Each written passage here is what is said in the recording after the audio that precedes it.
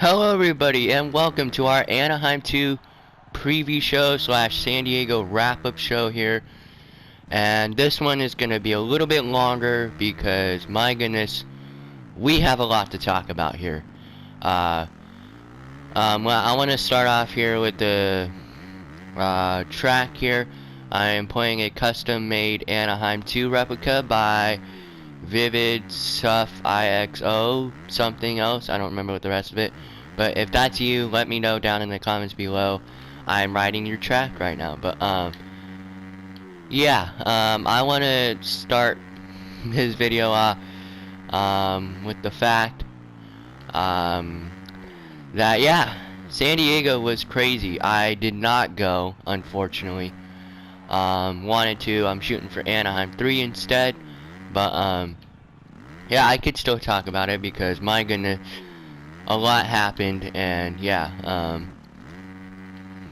let's get started here. Military Appreciation Week, always a great time. I was at the first military appreciation race ever, which was San Diego 14, which was also the last race at Qualcomm Stadium. Anyway,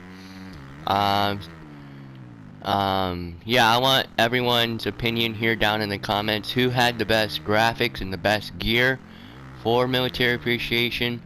Graphic wise, that has to go to Solitaire team, the Solitaire Yamaha team.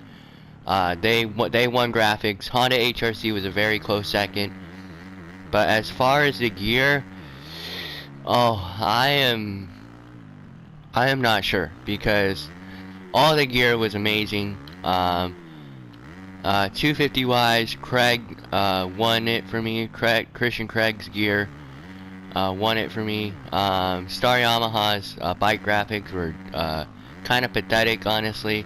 450 and 250, but you know what? That was very cool. And you know what? The military people who were there, they got a show, because let's start off here with the 250 class. And Michael Mosman holds off Hunter Lawrence there at the end. This is very cool. You may know, I actually got to hang out with I got to hang out with Barsha, Pierce Brown, and Michael for a little bit at their test track for a little bit. I know someone from church who works at Gas who hooked me up. Thank you for that. But yeah, I talked to Michael a little bit.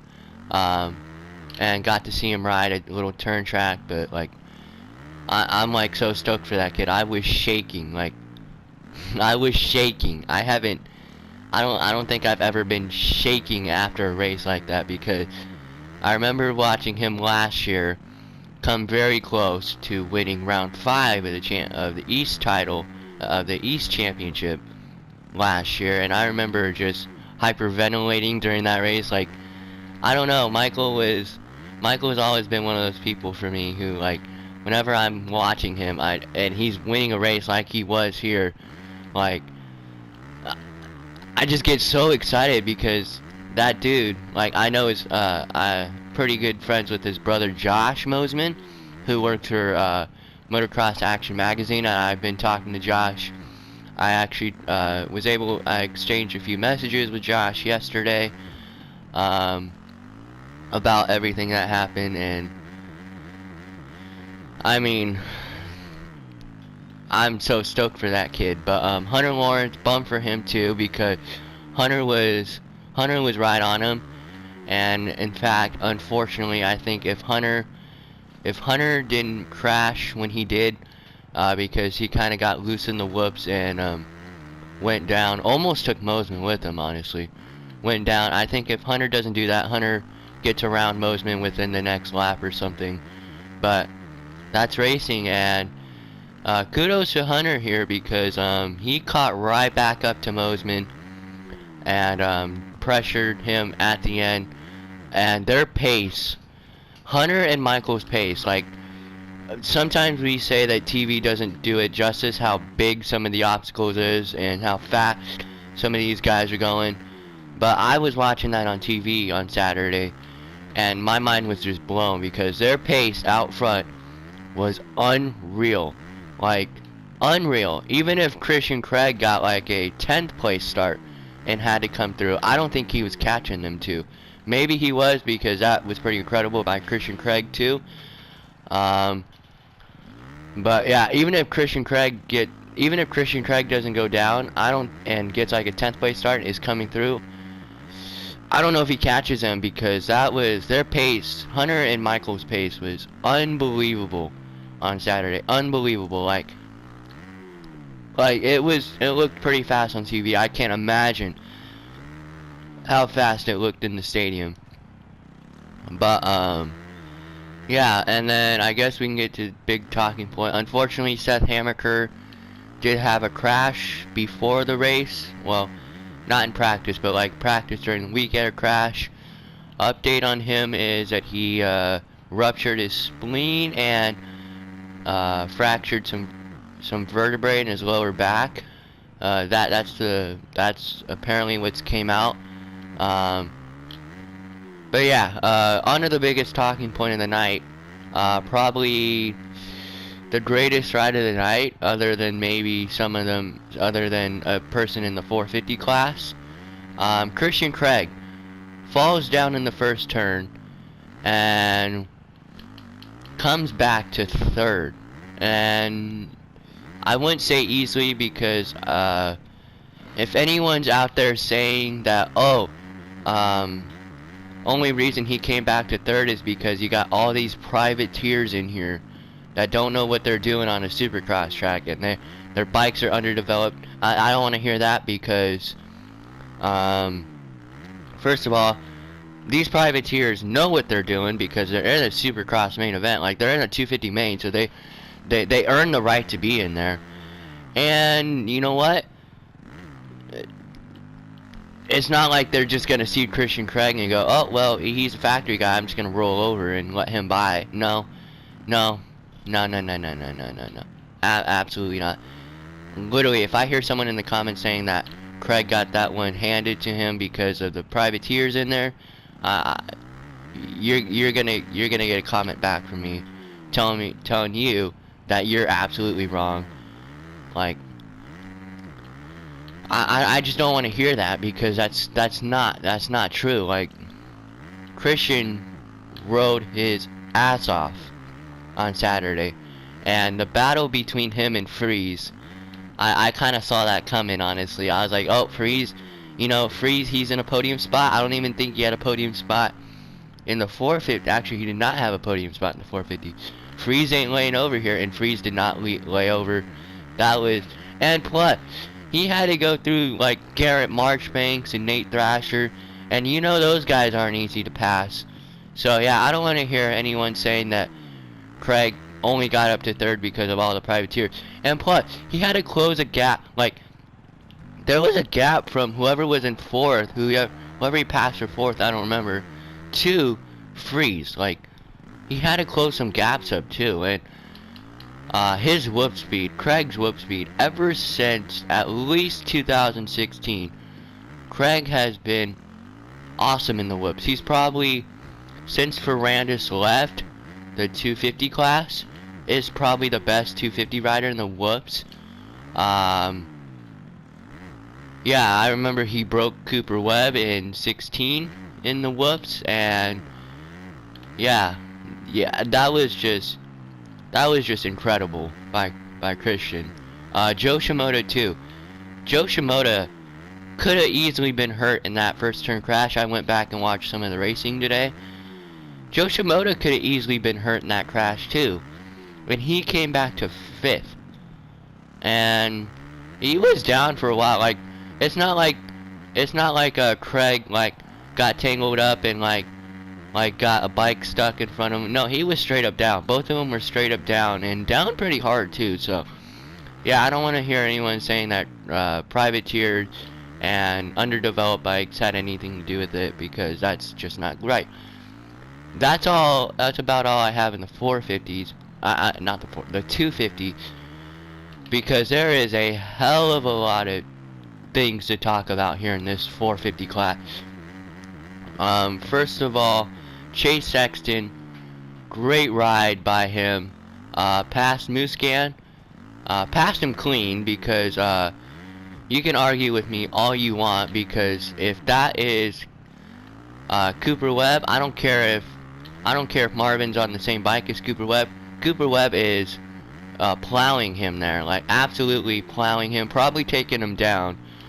But nope, Sexton comes up, makes a pass, gets out of there, and off to the races goes Sexton. And kudos to him, because Tomac was in second, and Tomac could have easily caught up to Sexton and gave him a run. But nope, Sexton just flat out pulled away. And that's not weird anything by Tomac to not catch Chase. Yeah, that is so cool. I saw this coming. I didn't pick him in fantasy. I probably should have. But the guy I did pick for fantasy, let's just talk about it here. Oh, backflip? Nope. Okay. Jason Anderson.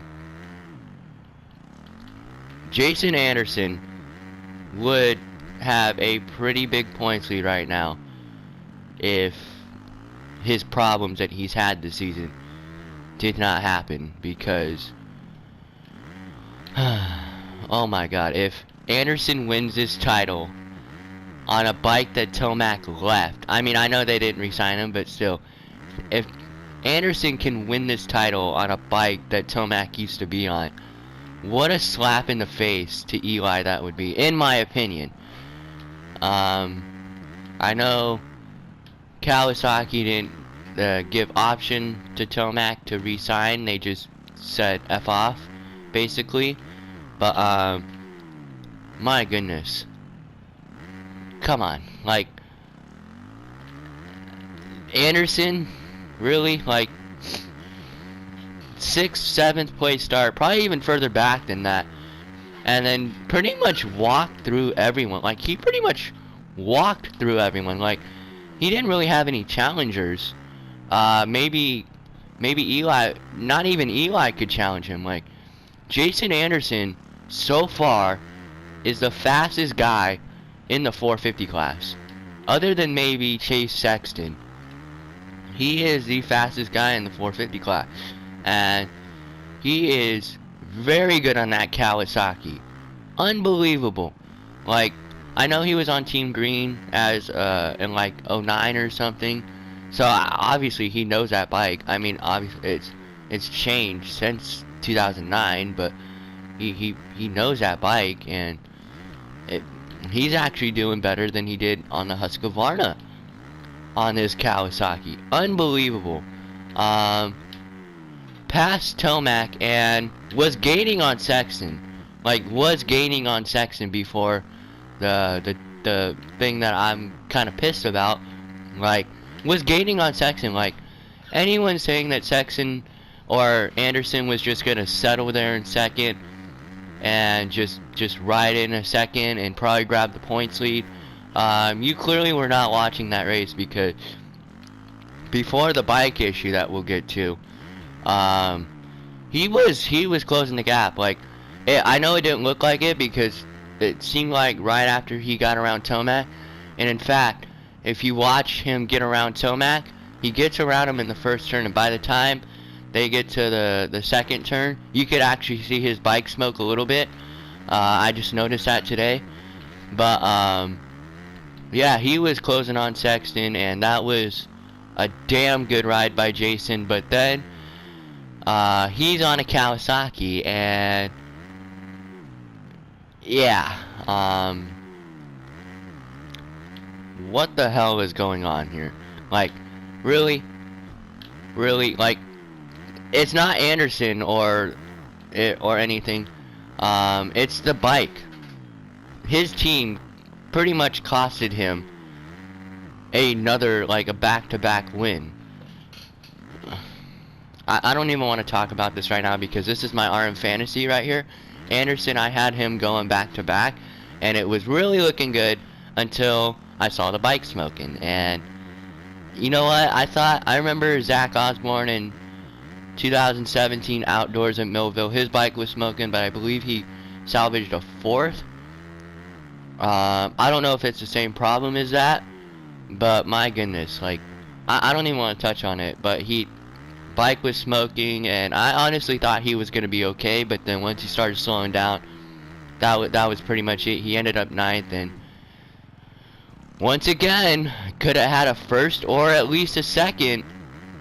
Could have went 1-2-1 or 2-1, or actually 2-1-2 or 2-1-1 or something like that.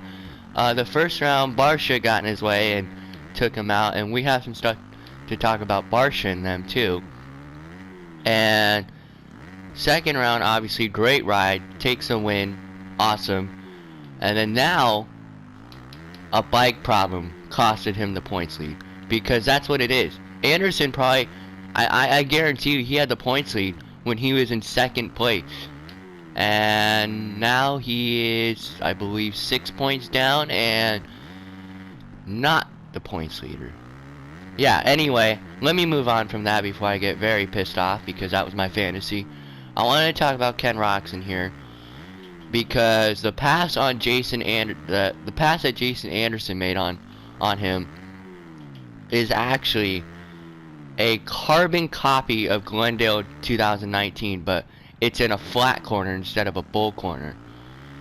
If you watch that, if you watch the two passes side by side, this one and Glendale 2019 is the same thing. Anderson comes across the lines, hits his front wheel, and Kenny runs away from the bike. It's the same exact thing. Like, it's a carbon copy. Like just go back and watch Glendale 2019 and then watch San Diego 22, and you'll agree with me, because those were carbon copy. Ken Roczen before that was actually catching Eli Tomac, and then obviously Jason was coming and Jason did that to him, and I believe it looked like that took the steam out of Kenny Roczen. Like, it looked like he had all this momentum, and then that happened, and it just kind of ruined his momentum, at least to me, because he went back to 8th, passed for 7th, wild card. Everyone called me an idiot for that, for picking Ken Roczen as the wild card, which was 7th this week in our fantasy. And hey, who's the idiot now? Huh?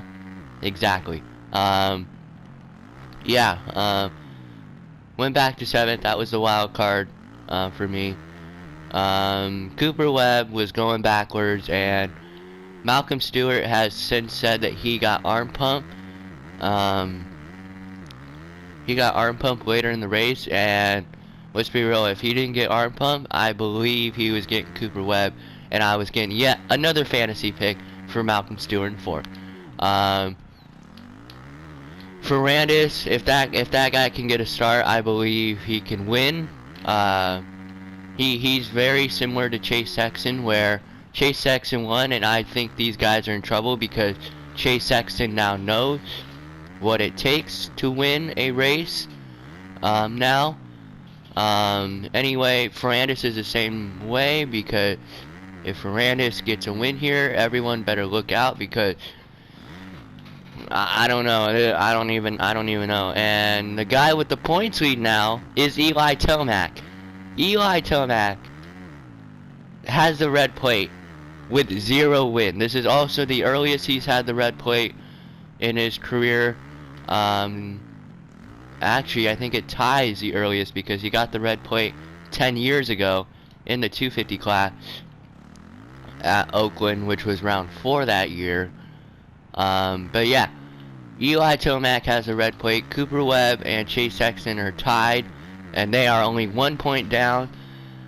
And yeah, this is insane. But my biggest talking point probably of the weekend is the Barsha Bogle situation. I went back and watched the first few minutes of the race, and I wanted to see what happened there, if you could actually see what happened, because someone at the race, and Kellen Brower talked about this in his review video, that it was a pretty dirty pass that Barsha put on Bogle. And In the broadcast, you could see Bogle. All you could really see is Bogle just laying off the side of the track, pretty far from the bike. I didn't think it was Barsha, and then once all the stuff came out about the Barsha Bogle stuff about Bogle to get disqualified and Barsha getting the position penalty, then it kind of hashed in my head. Wait a second, that actually might have been Barsha who did that. But yeah, apparently Barsha came up, took out Bogle after the finish line. I believe it was like on lap 3 or 4, and then Bogle, I don't know what time of the race this was, but Bogle came up and he was getting lapped and saw Barsha behind him, and these damn commentators, like Lee Diffie, Ricky Carmichael, I respect them both, but what the hell, man? What the hell? Ricky's explanation for this was, oh, Bogle must have stalled his bike and somehow got it going with the kickstart in literally a second. No, you could clearly see, and there is a replay of this. You could see Barsha come through, you could see Bogle clearly hit the brakes, and then once Barsha's in the spot that he wants him in, dumps a clutch right into him, and yeah, and Barsha don't know what hit him. Yeah, and what the, I mean, this season's insane. Like, my mind is about exploded these first 3, not really the first round, because that's what I expected, but rounds 2 and 3, Oakland and San Diego have blown my absolute mind. Like, this is easily the best racing I've seen ever. I can't even think of a year or a championship that was better than this. Probably 2016 East Coast was East Coast Lights or 250. That was pretty. That's probably the closest I can think of, because 250 East Coast Lights. I believe there were 4 different winners in 4 races. And then Martin won St. Louis, which was round 5. Like, unbelievable. This is the best racing I've seen in the 450 class. I can't even think of anything else that would top it, because it is absolutely unbelievable. But anyway, my thoughts on the Bogle situation. I'm gonna defend Justin Barsha in this one for his pass on Bogle. I haven't seen it yet, but apparently somebody said it was pretty bad. But I'm gonna defend Justin Barsha on that one, because if you're around Justin Barsha at that time of the race, you gotta know how he rides. Like, I understand. Oh wait, Bogle was teammates with Barsha in 2012, but like, you gotta know how the guy rides. Like, if you're expecting Barsha to just make clean passes, when he's probably frustrated because he got a bad start, and he's coming through. Like, you just gotta know, like, don't leave your inside open on Barsha. And yeah, that's my opinion on it. Bogle should never have retaliated like that. Anyone smashing the AMA about the penalty, Bogle's was deserved. It kind of reminds me of the Chad Reed situation in 2017 with Dungey. I mean, it wasn't as bad. Reed just held up Dungey and cost Dungey a win. But yeah, I don't know. Like, Barsha has told me, straight up told me, that he doesn't want to be like the Bam Bam of old, but if he needs it, he will use it, and he used it right there. Like maybe once again, I haven't seen no video. If anyone saw it in the stadium or seen a video of it, if anyone's seen a video of it, please let me know. But yeah, I just know how Barsha rides. He was like that in the 250 class. He straight up took out Dean Wilson at Unadilla and straight up said, oh yeah, that's what did he say? Like that's sad he's bummed on it, but that's sad to hear something like that. Like, that's just how Justin Barsha rides. Like, anyone getting butthurt about this, stop getting butthurt about this, because Barsha, apparently the penalty was he was clicking gears alongside the whoops, which I don't know. Like, Barsha, good dude, like very fun to talk to, but like I don't know about that. Bogle, haven't met him yet, but he seems like a cool dude. Bogle though, he's gone through a lot these last 2 weeks. With Ryan Fedoro, unfortunately passing away in a motorcycle accident the week before Oakland, like, and Bogle, like, you go back and watch some of his podium go back and watch a podium interview in Toronto in 14 when he got his first 250 win. He literally said, cut this trophy in half and give half of it to Ryan Fedoro.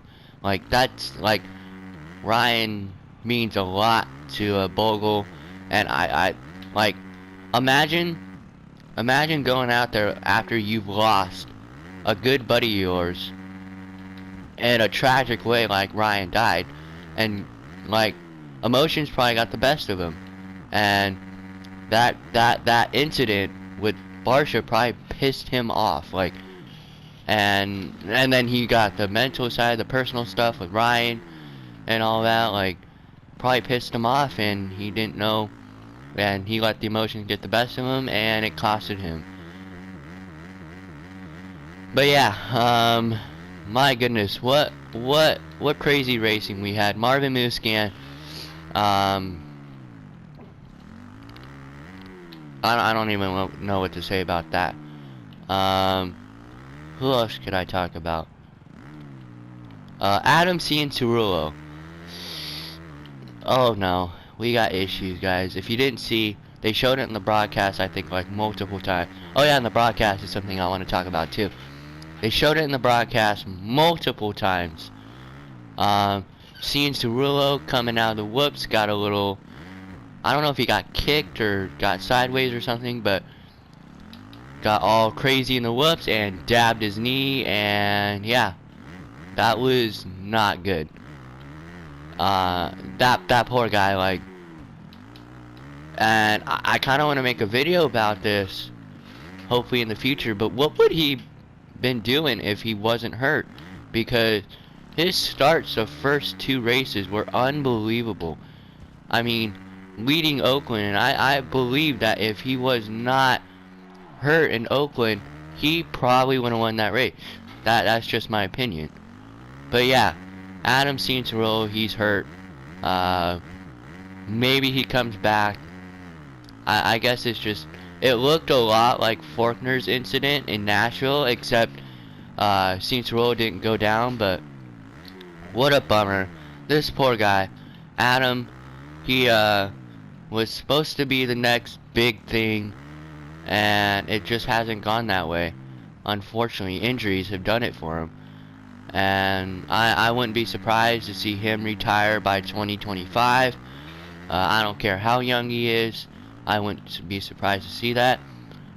And honestly, if Chase Sexton keeps riding like he did on Saturday, I could see him being a title winner. We're like,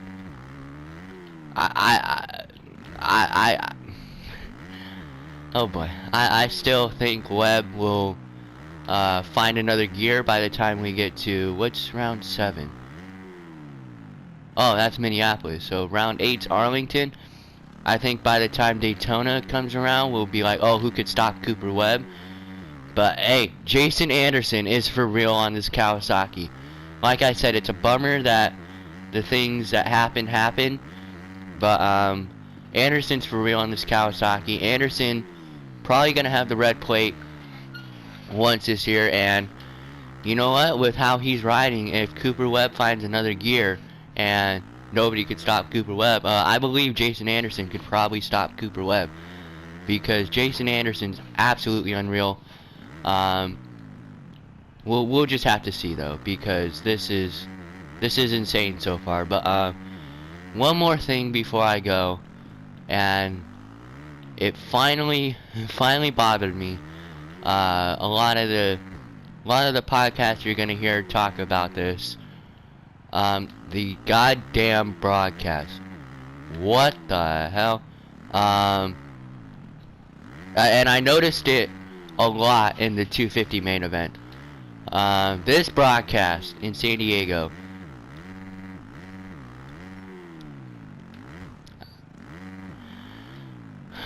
I don't even know, because it was pretty bad. I didn't notice it in the heat races. It was okay for the 450 main, but the 250 main, that was sad. The what the hell? Like, and even respect to Will Christensen, she's beautiful and all that stuff, but like, what the hell? She asked, like, Cooper Webb won the heat race, and she asked him, so, like, did you come here to win? And, like, is this your time to win? No, you know what? What the hell? What the, like, do you think these guys come here to make the main event? No, they come here to win. Like, unbelievable. Yeah, and then the 250 main, I wanted to, clearly, I know, whatever his name is, Bondo or whatever, has been doing the broadcast, but I don't know if, when they switched over to NBC and all this crap, that he had to do it a different way. I don't know what's going on, because this was unbelievable. I understand Christian Craig was down in the first turn, and they were like, he's points leader, all that, I get that. But what the hell? Like, there was a great battle at the front, and they barely showed it. Like, they barely showed it. Like, I feel like they barely showed it. This was horse crap. I don't get it. Like, I really don't get it. Ricky Carmichael, he effed up the Bogle situation. Like, I don't get it. Like someone like me, it's sad. Like, it feels like these guys who put on this broadcast, like, they don't know what the fans want to see. They really don't.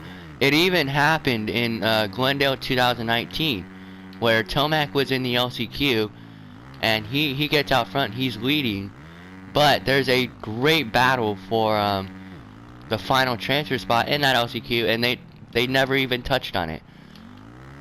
It's unbelievable. Unreal. Like, it like needs its own video. Like,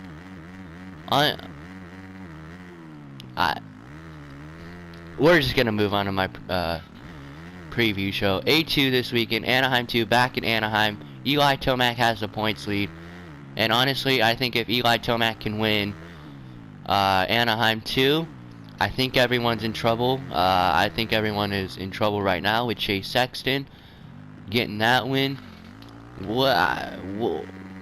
We'll just have to see, because who knows? 9th and 10th. Marvin Musquin, I believe he got 10th in San Diego.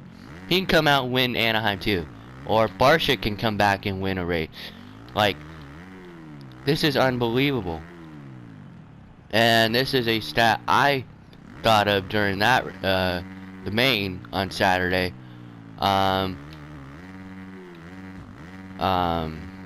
So Anderson, obviously we don't have anything to back up Anaheim won because it was the first round, but Ken Roxon wins the opener. Great. But Jason Anderson finishes 10th in that race, comes back, wins. Oakland, Chase Sexton finishes 10th in Oakland, comes back, wins San Diego, like, and the points have completely changed, like, dramatically. Both of these races, like, it's insane. As for Anaheim too, I'm gonna have to go. Obviously, things can change after practice for me, but I think Hunter Lawrence gets his first win of the year. I think he pulls it off. I think Craig gets second, and I think Mosman backs up a win with the third. 450 wise, I don't even know. Like, I'm gonna have to go with Jason Anderson. I think Jason Anderson is gonna be the first two-time winner this year. Tomac, I believe, will get second, Sexton third. That was probably gonna be the podium at San Diego. Dylan Ferrandis too, he rode good, but yeah, that's how I think it's gonna go here. Man, I don't even know. Like, Barsha, I think, will be coming with some vengeance. Cooper Webb, I don't even know what he does. Maybe he comes out and wins a race, but like I think Anderson shoots up, and I believe Chase Sexton takes a points lead into Glendale. And yeah, I think Anderson wins, honestly, because he looks too good. He's been the fastest guy all year. Without the incidents, he probably has a very big points lead right now. Yeah, that's all I have for you guys today. Thank you if you stayed to this point in the video. Let me know down below what you think in the comments below. About the race, about the upcoming race, the broadcast stuff, anything that I talked about here today. Or if you have other thoughts, leave them down below. Thank you all so much for watching. I'll see you later. Bye-bye.